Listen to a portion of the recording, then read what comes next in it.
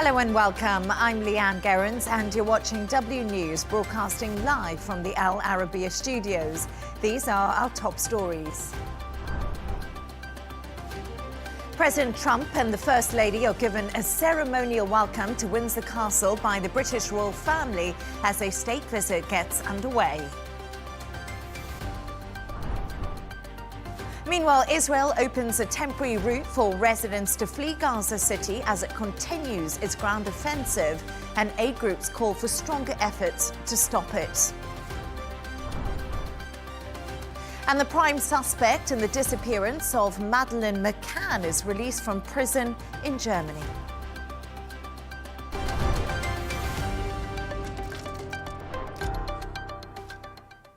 President Trump's state visit to the UK has begun with a very royal welcome at Windsor Castle. Trump and the First Lady, Melania, enjoyed a carriage procession and guard of honour with the King and Queen Camilla. This was followed by a special exhibition inside Windsor Castle and then a state lunch and an iconic red arrows fly past. For more on this, I'm joined by royal correspondent Sarah Hewson. Sarah, thank you so much for joining us. Amazing scenes from the grounds of Windsor Castle today. So much glamour. You have covered so many royal events, but how does this one compare to the rest? Great to be with you, Leigh-Ann. Everything about today's state visit was big. The size of it, the scale of it, the spectacular scenes that we saw, the significance of this, a £30 billion trade deal signed between the UK and the US. Politically, the stakes have been high for the British government. They wanted to impress Donald Trump, and to do so, they pulled out their diplomatic ace card in the form of the royal family and all of the pomp and pageantry that Britain can pull out of the bag. The VVIP treatment for the Trumps on this unprecedented second state visit. And so we've had the biggest military guard of honour that has ever been seen in recent British history for a state visit. We've had a fly past from the Red Arrows. We're set to have a glittering state banquet tonight in Windsor Castle. The President and the First Lady will be staying the night at Windsor Castle. And all of this to show just how important that special relationship is between the UK and the US. But Sarah, away from the pomp and pageantry we've just been talking about, are the conversations? What will be the substance of the talks between King Charles and President Donald Trump? Well, the King will leave the main politics to tomorrow when the President heads to Chequers, that's the British Prime Minister's country residence, for discussions.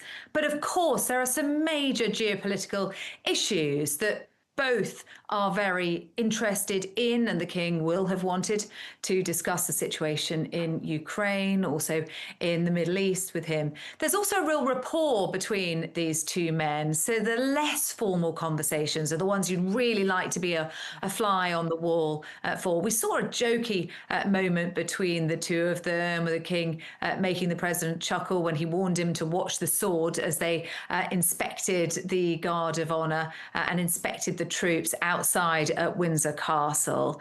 There will, of course, have likely been inquiries about the King's health from the President. President Trump describing the King as a good friend, a friendship that goes back a long way. He's on first-name terms with Charles and Camilla. He described him as a very elegant guy. There is a rapport between them. They are regular exchanges of letters, and I think it will have been vital for them to cement that friendship, certainly what the British government wanted to happen today.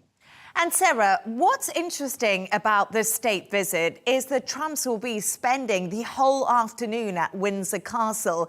So it feels like the royals are really playing host. What was on the itinerary for these special guests this afternoon? Yeah, it's a kind of head of state sleepover, really, at Windsor Castle, isn't it, Leigh-Ann? Greeted just at midday today at the castle by the Prince and Princess of Wales. Then the spectacular guard of honour, the carriage procession through the grounds of the Windsor estate up to Windsor Castle, where they inspected the troops. Then they went inside for lunch in the state dining room in Windsor Castle. Members of the Trump entourage and family, other members of the royal family there present as well. This afternoon, a poignant moment for the Trumps as they went to St George's Chapel at Windsor Castle to lay a wreath on the tomb of Queen Elizabeth II and heard from the choristers there in St George's Chapel. And then back for the beating retreat ceremony, more military might on display there at Windsor. Maybe a chance to get their feet up now, I'm not so sure, before they get their glad rags on for the finale of today's events, the most glittering moment of it, and the state banquet, which is taking place in St George's Hall with suits of armour around them, portraits of members of the royal family long gone, a 50-metre table for 160 guests, and there'll be a lot of bling on display this evening. Yes, we wonder what Melania will be wearing. That's one thing I'll be watching out for. But another question I actually want to know the answer to, and I hope many viewers do too, is the gifts that will be exchanged. You know, how are they selected? What are they? Why are they so important? There's an awful lot of thought that goes into the gifts that are exchanged. And I can tell you, I've got the list of gifts, Leigh-Ann. They're not quite on the scale of the plane that was gifted to President Trump by Qatar, or the Rolls Royce that Bahrain gave to the King for his coronation. But the King and Queen gave President Trump a bespoke leather book to celebrate the 250th anniversary of the US Declaration of Independence, and the Union flag that was hoisted over Buckingham Palace on the day of his inauguration. The First Lady got a bespoke personalised Anya Hindmarch handbag. The Queen received a Tiffany brooch with rubies and diamonds, both her birthstone and that of the First Lady. And the King received a replica of President Eisenhower's sword as well. So very well thought out, very personalised, bespoke gifts as a sign of respect and mutual appreciation exchanged. And I like the idea of the Tiffany brooch. I would have been happy with that gift. But Me too. Yeah, definitely diamonds and rubies. Why not? But Sarah, there's one thing and one person that has actually been noticeably absent, and that is, of course, Prince Andrew. On the last visit with Donald Trump in 2019, Andrew was a main feature. He escorted Donald Trump, but the Epstein scandal is still hanging over events today and this week, really. Oh, very much so. And in fact, we got the most obvious display of that last night when images of President Trump and Jeffrey Epstein were projected onto the round tower of Windsor Castle. 4 people have been arrested over that. But very much so. We've had the UK ambassador to the United States, Peter Mandelson, who played such a fundamental role in getting this state visit to happen at all, sacked in the last week because of his friendship with Jeffrey Epstein. Questions still over President Trump and over Prince Andrew and what might emerge in this birthday book. So that very much hanging over proceedings. The absence of Prince Andrew, very notable. As you say, on the previous visit, he was trade envoy. He played a fundamental and key role. He was out and about yesterday at the funeral for the Duchess of Kent, but certainly not seen today at such a significant state occasion. And actually, not just Prince Andrew that was absent today, but all members of the public, Leigh-Ann, because this was a very sterile state visit, very, very carefully choreographed, so that the president was kept within the grounds of the Windsor estate, a ring of steel quite literally erected around it, security very, very high, and avoiding any of those awkward optics of protests taking place about his visit. Sarah Hewson, it's always great to have you on the show. Thank you so much for joining us. For more on this, I'm joined by former British MP and former chair of the UK Defence Select Committee, Tobias Alwood. Tobias, thanks for joining us. Obviously, I was just talking to Sarah Hewson before you, so let's talk about those images of Trump and Prince Andrew and Epstein being projected onto Windsor Castle. How does something like this happen when there's so much security in place and, like Sarah said, a pretty sterile moment for Donald Trump? Well, I so hope it's not too much of a distraction from what you've actually been discussing is such an important visit. How often do we get an opportunity over 2 days to speak to the United States president and talk about all these other issues, which I hope perhaps we'll get onto, not least what's going on in Ukraine, in Gaza, and so on. The fact that some individuals have chosen to take advantage of modern technology to beam an image on there is unfortunate. But I hope it doesn't, as I say, distract from the importance of America and Britain standing shoulder to shoulder during very, very difficult times, but also taking this opportunity, let's be fair, and persuading Donald Trump to recognize that he has taken America down a different path from previous American presidents in supporting the international rules-based order, and that we need to see America and Europe, along with Britain, be on the same page when it comes to standing up to Putin, and be on the same page when it comes to dealing with the challenges that we face in the Middle East, not least in Gaza and what's happening there. So, Tobias, you have just been mentioning all of that to me. And Keir Starmer right now, if we think about it, in the UK, is politically on the ropes for various different scandals that have been plaguing his government at the moment. And you said that other things should be brought up, Ukraine with Donald Trump, bringing the two countries closer together and more aligned. But do you think Keir Starmer is the right prime minister to do this? And do you think he will do it? Or is this about flattering Donald Trump and making sure that we keep a good trade relationship with the US? Well, the last bit you said is absolutely critical. I mean, one of the reasons, let's be honest, why all this pomp and ceremony was put out is because we know that Donald Trump actually likes this. As state visits go, this is on another level. But it does allow us, as we say, to get an opportunity in the quietness of the Windsor Castle, away from the Oval Office, where we see so much discord take place, to actually spell out in very, very clear terms. And that's what Britain does well. Historically, we've had an impressive relationship with the United States. Of course, they're bigger, they're stronger and so on, but the convening power that we've had, the reach, the understanding of the world's issues, and we're able to articulate that in private to America has always been something that America has appreciated. And Trump's persistence in wanting to bring Putin in from the cold, to strike a deal with Moscow, to try and get a ceasefire with Russia, when we all know, all capital cities across Europe know that Putin cannot be trusted and you cannot appease the bully. That's what we need to persuade Donald Trump. And on Gaza, absolutely, what we're seeing in Israel's right to defend itself after those barbaric attacks by Hamas is Netanyahu taking Israel into a very, very dark place, using its superior military might, but without clarity as to what the strategy is. Where is the vision of where all this war takes us?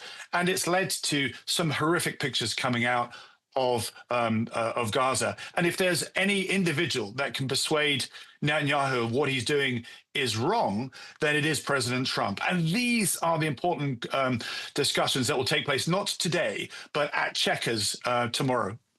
And like you said, those discussions are vital. But to me, Tobias, the second state visit feels different to the first. There appears to be barely any anti-Trump protests in Windsor or London like we saw 6 years ago.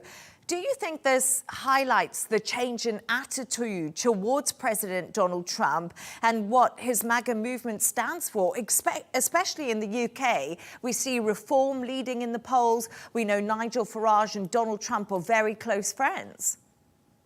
Yes, I mean, you touch on something which is equally concerned for me, is not just the erosion of the international rules-based order, our world getting more dangerous, not less, but if you like, the exemplars of democracy, Britain and America, how troubled things are here. We had a huge marches take place, which I'm sure you reported, in the centre of London. Last week, 100,000 people coming out to protest, to say we're unhappy with the established parties providing any answers to where our world's going. And then the Charlie Kirk murder in the United States, showing what a divided and polarized nation that has become. On top of that, Donald Trump is pursuing a more isolationist, more transactional, more protectionist approach. That's something that we need to persuade to say it's not in America's interest to do that. We need America to lead, to be on the same page as Europe, given the wider challenges that we now face. And Tobias, today is all about flattery. It's all about the glitz and glamour, the soft power of the royal family. We know Donald Trump absolutely loves this, but many people are concerned about how long that influence will last on Donald Trump when he is to make a decision. Like you said, the important things, Ukraine, need to be on the table, Russia coming out of isolation, the war in Gaza. But how long will this influence last on Donald Trump? Because we do know that he does change his mind. He does. But the fact that he does change his mind when he hears and learns is actually a good thing. There's a lot of criticism that we can actually place on Donald Trump. He is very different from any other American president that we've had to deal with. There's no doubt about that. But some people who've decided, including politicians, to say we can have no truck with him whatsoever, he's a horrible individual, let's just not bother. Well, that dismisses the responsibility we have of working with our closest security ally and the fact that he will remain the United States president for some time. And if he is to be persuaded, I would argue that Britain is in a very, very strong place for all the reasons that I said, because of our strong relationship historically over the decades, of us standing firm together since the Second World War in supporting, indeed crafting the rules-based order. We need to persuade Donald Trump that perhaps this approach of stepping back, of seeing the global community as simply a global arena where the alpha males, if you like, China, Russia, and America simply does their own thing, is actually a recipe for discord, for conflict in the future. Indeed, our world splintering into two spheres of competing influence. We need America and Europe to be on the same page, and Britain is in a very, very strong place to persuade Donald Trump to advance his thoughts and to get back to the sort of commitment that we've seen with previous American presidents, including President Eisenhower that you mentioned earlier. And also, Tobias, just a final thought from you. What is one thing you would like to see come out of the second state visit? What I'd like to see is on those two things is perhaps a reconciliation of America's responsibility, if you like. Reluctant though it may be, it doesn't like being called the global policeman. But when America absents itself from the global stage, I'm afraid adversaries, competitors, even friends, and I put Israel into this category, take advantage of that. They take advantage of the void there. So we need responsible American leadership, and we need America and Europe on the same page. That's what I'd like to see come out from this visit. And it's a huge ask. It's a huge call. There's no doubt about it, because it goes against Trump 2.0, if you like. But as I stress, we've got 2 days here behind closed doors. Let's utilize this opportunity, because we're not going to get another one. Tobias Alwood, thank you so much for joining us.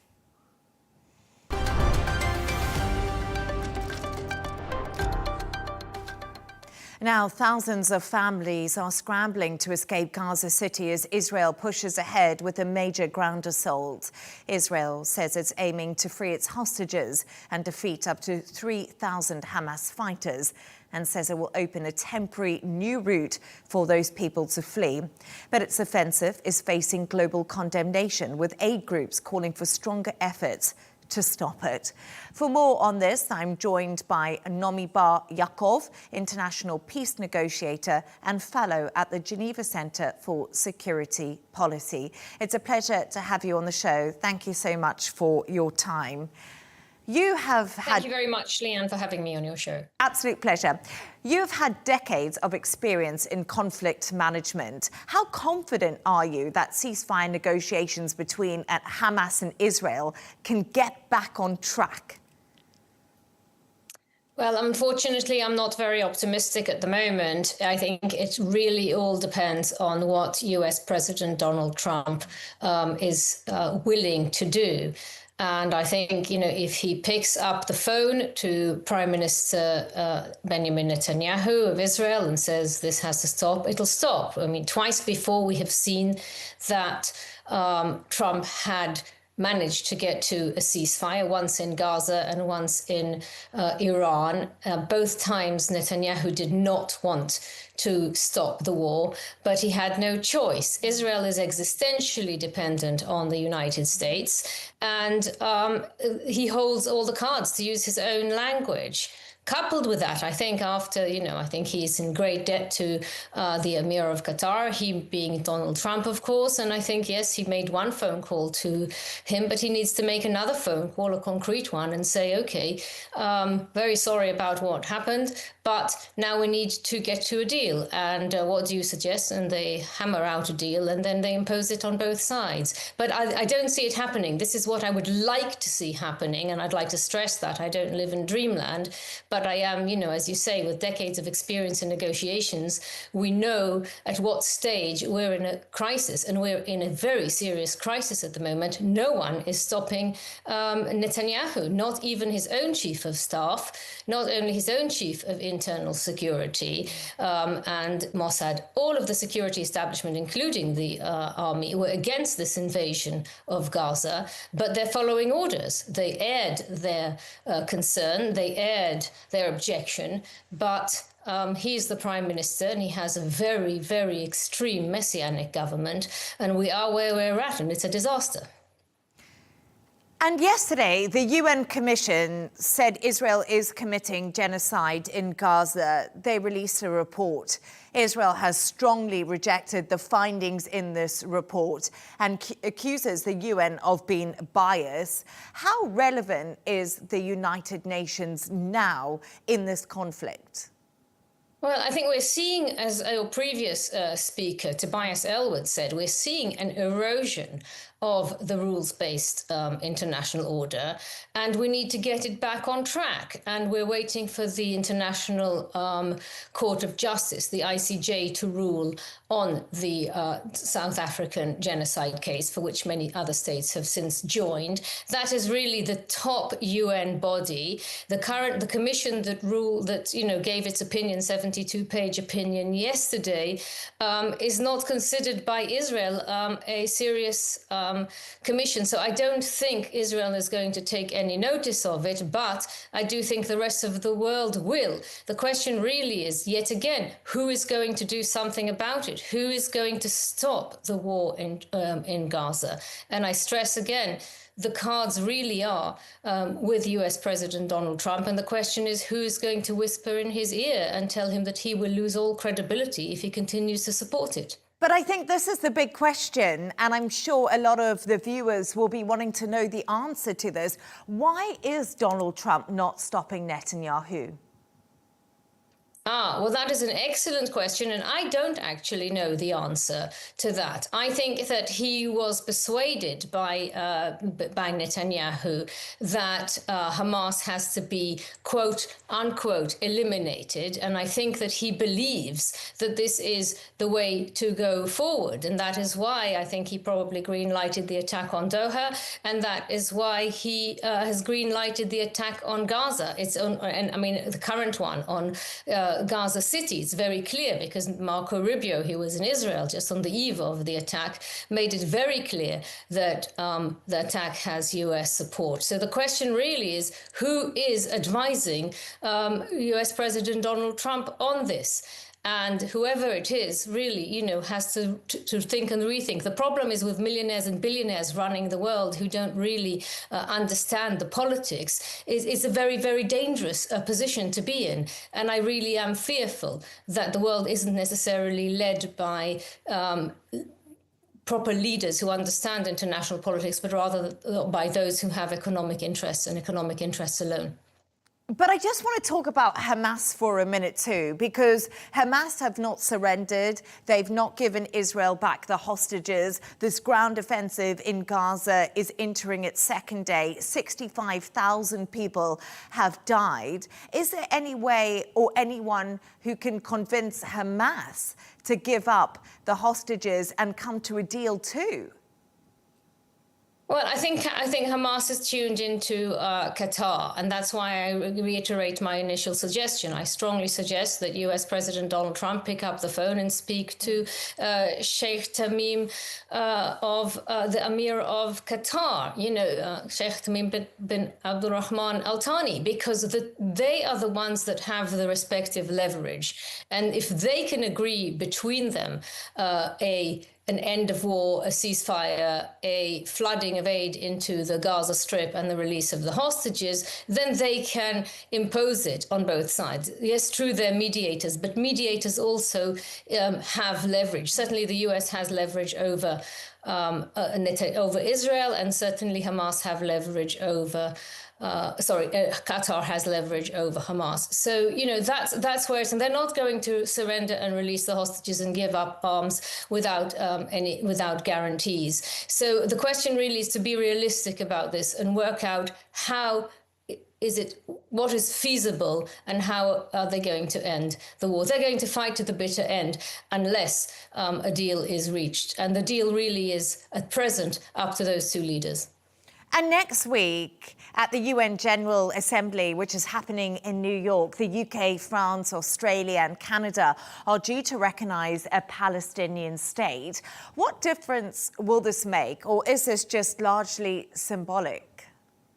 No, I think it's more than symbolic. I think that it's a first step along a long and difficult road to Palestinian statehood, but it's basically stating Palestine cannot be erased. The Palestinians have a right to self-determination, and that right of self-determination has to manifest itself in a sovereign, contiguous, independent state. So by declaring it now, even though the borders are not defined, we all know that the borders are the 1967 Green Line borders with some adjustments of a one-to-one exchange. By one-to-one, I mean that every meter that is given on one side will be sort of adjusted by exchange of a territory on the other side. And it's urgent because you have a very extreme government in Israel and you have a very extreme minister in charge of construction in the West Bank. He's the finance minister, Bezalel Smotrich, but he was given also the entire portfolio of construction in the West Bank, and he has announced that he plans to go ahead with what is known as the E1 plan. The E1 plan will sever the West Bank even further, but just cut it in half. And if you look at the map that he has presented in the Israeli parliament and various conferences in the occupied West Bank, it is very, very clear that he has no intention of ever recognize, getting to a Palestinian state. These are moves that are going to ensure, as far as he's concerned, that there won't be a Palestinian state. And today he actually praised the leveling of Gaza. Today he said in a conference, actually a reconstruction conference, a conference on properties, he said that this is the stage one in a fantastic Riviera type project in Gaza, is leveling all of Gaza. And he made it abundantly clear that that is what Israel is doing. Nomi Bar Yaakov, it was a pleasure to have you on and your thoughts and analysis. Thank you so much for your time.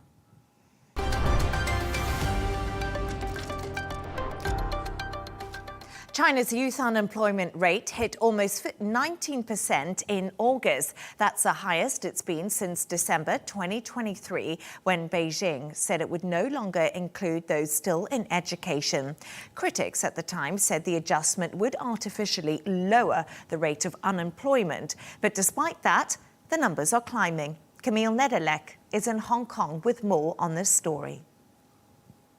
Youth unemployment has been a persistent thorn in Beijing's side. These latest official figures of 18.9% come off the back of an already somber month in July, which saw youth unemployment jump by several percentage points. That's because of the largest ever cohort of Chinese graduates coming to the jobs market for the first time this summer, over 12 million of them. But the issue is they're coming to a jobs market that is much less welcoming than in previous years. For example, the Chinese real estate sector has been in crisis for nigh on 4 years now and has been dragging on the Chinese economy. And there are signs that China is on a deflationary spiral. Companies across sectors have been cutting prices to drum up demand. The issue there is long term, that then results in depressed salaries and less jobs. And that then means if there are less jobs, there are less people purchasing products and services. Right now, that economic pain does very much seem to be concentrated within China's youngest. If we look at the joblessness rate across all ages, it's only at just over 5%. Now, in June 2023, China's rate of youth unemployment hit historic highs of over 21%, and that prompted Beijing to stop publishing official figures. It overhauled its way of counting those figures to exclude those in education. But despite that change, we're now seeing those figures creep up again. And this pain within the graduate job market has resulted in a brand new industry, such as the pay-to-work company. Now, those types of firms allow graduates and job seekers to pay something like $5 per day to go to a pseudo office where they will quote-unquote work, in other words, apply for jobs, or work on setting up their own businesses in the company of other job seekers, essentially in this context, their colleagues. And the idea presumably behind that is that they can work together in the presence of like-minded peers who understand their situation.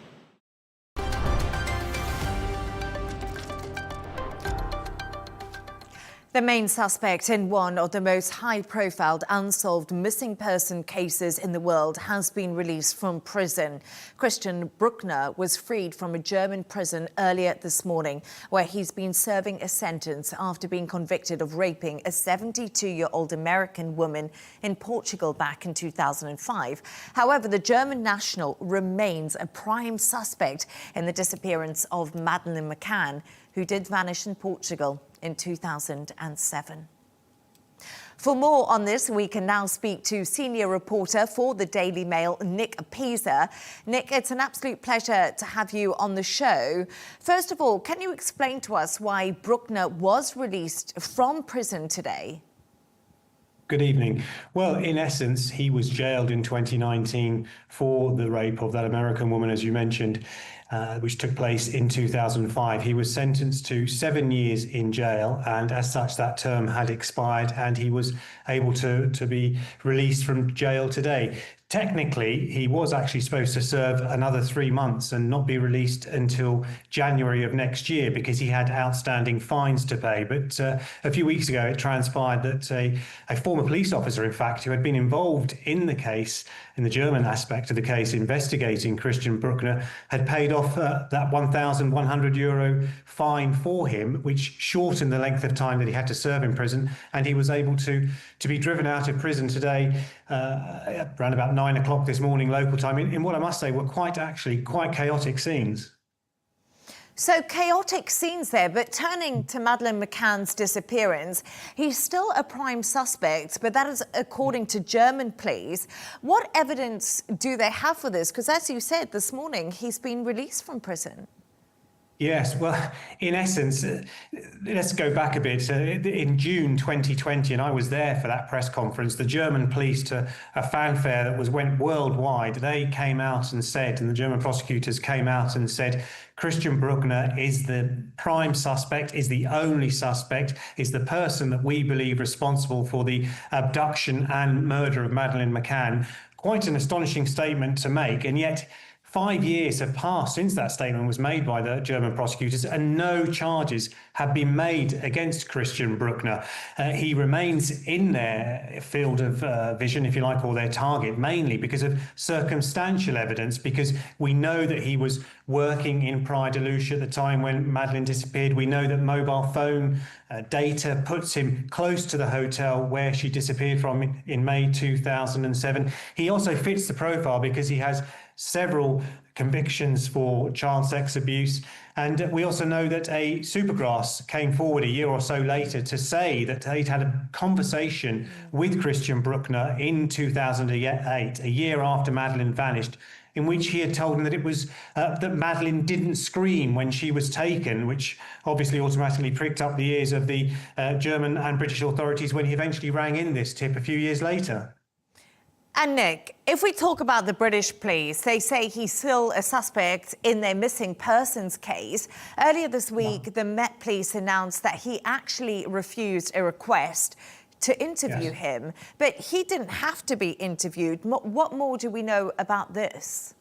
Yeah, that's a very good point, actually, because I followed up with his legal team what the exact dynamic was of that request, and they claim that proper procedure wasn't followed in that request. They say that as part of this international request for him to be questioned, the British authorities, Scotland Yard, Operation Grange is the name of the unit at Scotland Yard that are looking for Madeleine McCann. They are supposed to say on what grounds, on what suspicions, what evidence they have that they need to question Christian Bruckner. And apparently this was not placed in the document that was submitted to the German authorities, and it was initially refused.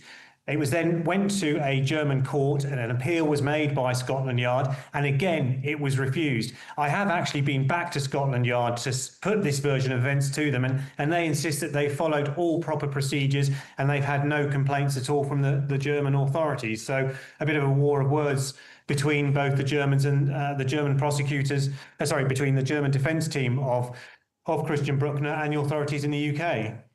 But Nick, despite these investigations, Bruckner has denied any involvement in the disappearance of Madeleine McCann and now essentially has been released from prison. So in many respects, he's done his time and he's a free man. Absolutely, you're absolutely right. And that's what his legal team keeps stressing to me as well. He's served his time, he's done his 6 years. In fact, he could have actually been released a year or so ago because he was actually eligible for parole, but he was kept in jail because he had some outstanding sexual offences trials which took place last October, and which we should say he was actually cleared of any guilt or any suspicion. He was acquitted of those charges. So that's why he was kept in jail for longer than necessary, and I say, and also these outstanding fines. But the German authorities and the British authorities still insist that he is the suspect. That the German legal team say he has served his time, but we and they also say that he's being made a scapegoat. They just done the usual round up the usual suspect, find someone who fits the bill, and his legal team say they have picked on Christian Bruckner. We should say that as part of his release, there are some strict conditions applied to him. He has to wear an ankle bracelet. He also has to sign on at a probation office once a month. He has to tell the police where he's living, and when he moves, he has to tell the police where he moves. He has been told to surrender his passport, but he does have a German ID card, which means that he's freely able to travel around Europe as he wants. But the fact that he's had to surrender his passport has scuppered plans that he had, and his legal team told me his plan was, because he's so well recognised, that he wants to go abroad, have plastic surgery, and maybe move to the Far East. And as an aside, I should also mention, he has actually been photographed by German media later this morning, a couple of hours after he was released, at a McDonald's about 2 hours away from the prison where he was released from. And those are the big questions. Now he's a recognisable face and will always be attached to Madeleine McCann's name, which must be something that, of course, he'll be thinking about. But Nick, when we think about Madeleine McCann, it's a sad situation. There's been no answers. The family has been through so much. So what is the latest in the search for Madeleine McCann?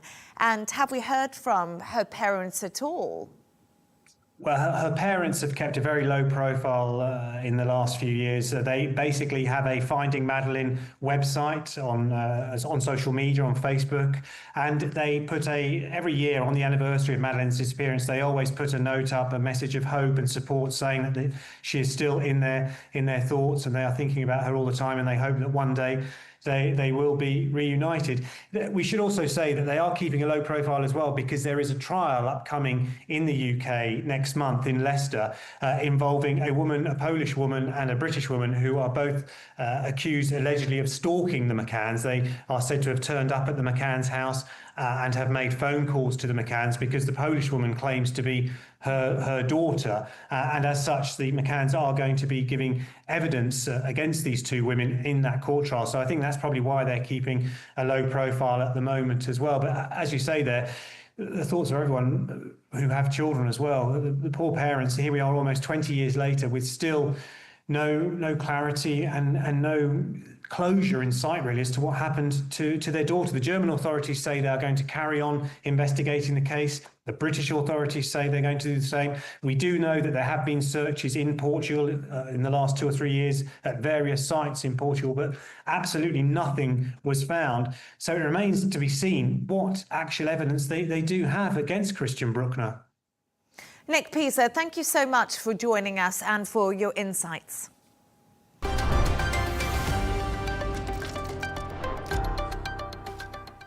A reminder of our top stories. President Trump and the First Lady are given a ceremonial welcome to Windsor Castle by the British royal family as a state visit gets underway. Meanwhile, Israel opens a temporary route for residents to flee Gaza City as it continues its ground offensive, and aid groups call for stronger efforts to stop it. And the prime suspect in the disappearance of Madeleine McCann is released from prison in Germany. That's all from us on W News. Don't forget to subscribe to our YouTube channel and, of course, follow us on X. We'll be back in a couple of hours with W News Extra. Goodbye and thank you for watching.